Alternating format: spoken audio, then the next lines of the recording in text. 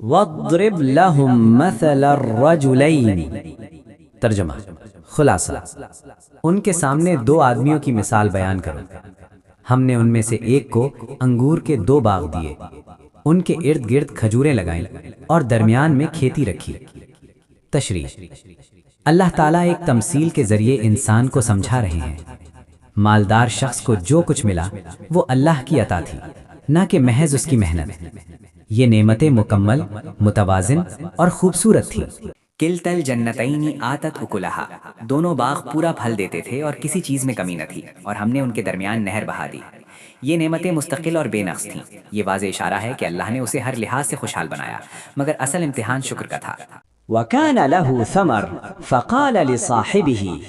ترجمہ، اس کے پاس خوب مال تھا، اس نے اپنے ساتھی سے کہا، میں تجھ سے زیادہ مالدار اور افراد میں زیادہ طاقتور ہوں۔ تشریح: یہاں غرور کی ابتدا ہوتی ہے۔ وہ نعمت کو برتری کا ذریعہ سمجھ بیٹھا اور انسانوں سے تقابل کرنے لگا، اللہ کو بھول گیا۔ آیت 35۔ وَدَخَلَ جَنَّتَهُ وَهُوَ ظَالِمٌ لِنَفْسِهِ۔ ترجمہ، وہ اپنے باغ میں داخل ہوا اور اپنے نفس پر ظلم کرتا ہوا بولا، مجھے نہیں لگتا کہ یہ کبھی تباہ ہوں گے۔ تشریح: یہ سوچ خود فریبی ہے۔ دنیا کو دائمی سمجھنا دراصل اپنے نفس پر ظلم ہے، کیونکہ یہ ایمان کی کمزوری کی علامت ہے۔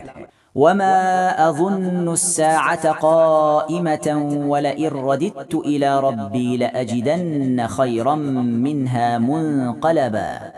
میں نہیں سمجھتا کہ قیامت آئے گی، اور اگر میں رب کے پاس لوٹایا بھی گیا تو وہاں اس سے بہتر پاؤں گا۔ تشریح: یہ آیت بتاتی ہے کہ دنیا کی نعمت کو اللہ کی رضا سمجھ لینا بہت بڑا دھوکہ ہے۔ وہ آخرت کو دنیا پر قیاس کر رہا تھا۔ آیت 37۔ قال له صاحبه وهو يحاوره أكفرت بالذي خلقك من تراب ثم من نطفة ثم سواك رجلا۔ اس کے ساتھی نے کہا، کیا تو اس اللہ کا انکار کرتا ہے جس نے تجھے مٹی اور نطفے سے پیدا کیا؟ تشریح: مومن دوست نے اصل حقیقت یاد دلائی۔ انسان کی ابتدا کمزور ہے، لہٰذا غرور کی کوئی گنجائش نہیں۔ لیکن هو اللہ ربی۔ ترجمہ، لیکن میں تو اللہ ہی کو اپنا رب مانتا ہوں اور اس کے ساتھ کسی کو شریک نہیں کرتا۔ تشریح: یہ توحید کا اعلان ہے۔ اصل کامیابی ایمان اور عقیدے کی درستگی میں ہے، نہ کہ مال میں۔ آیت 39۔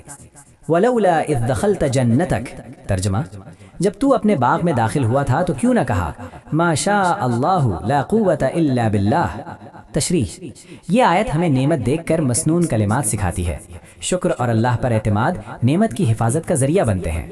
فَعَسَى رَبِّي أَن يُؤْتِيَنِي خَيْرًا۔ میرا رب مجھے تمہارے باغ سے بہتر دے سکتا ہے اور تمہارے باغ پر آفت بھیج سکتا ہے۔ تشریح: یہ ایمان کی بصیرت ہے۔ اللہ چاہے تو پلٹ کر حالات بدل دیتا ہے۔ آیت 41۔ او یصبح ماؤها غورا، یا اس کا پانی زمین میں اتر جائے اور تم اسے حاصل نہ کر سکو۔ تشریح: یہ بتاتا ہے کہ انسان وسائل کا مالک نہیں، سب کچھ اللہ کے قبضے میں ہے۔ آیت 42۔ وَأُحِيطَ بِثَمَرِهِ، اس کے سارے پھل تباہ کر دیے گئے، وہ اپنے ہاتھ ملنے لگا۔ تشریح: اللہ کی پکڑ آئی، غرور لمحوں میں خاک ہو گیا، اب پچھتاوا فائدہ نہیں دے رہا۔ وَلَمْ تَكُنْ لَهُ فِئَةٌ يَنصُرُونَهُ مِن دُونِ اللَّهِ وَمَا كَانَ مُنتَصِرًا۔ نہ اس کے پاس کوئی جماعت تھی جو اللہ کے مقابلے میں مدد کرتی، نہ وہ خود بچا سکا۔ تشریح: مال، رشتے، طاقت سب بے بس ہو گئے، اللہ کے مقابلے میں کوئی مددگار نہیں۔ آیت 44۔ هُنَالِكَ الْوَلَایَةُ لِلَّهِ الْحَقِّ هُوَ خَيْرٌ ثَوَابًا وَخَيْرٌ عُقْبًا۔ وہاں ثابت ہوا کہ اصل اختیار اللہ ہی کا ہے، وہی بہترین بدلہ دینے والا ہے۔ تشریح: قصے کا خلاصہ، اصل طاقت، مدد اور کامیابی صرف اللہ کے ہاتھ میں ہے۔ خلاصہ سبق: نعمت فخر نہیں، امتحان ہے۔ شکر نعمت کو باقی رکھتا ہے، غرور زوال کی جڑ ہے، توحید ہی اصل کامیابی ہے۔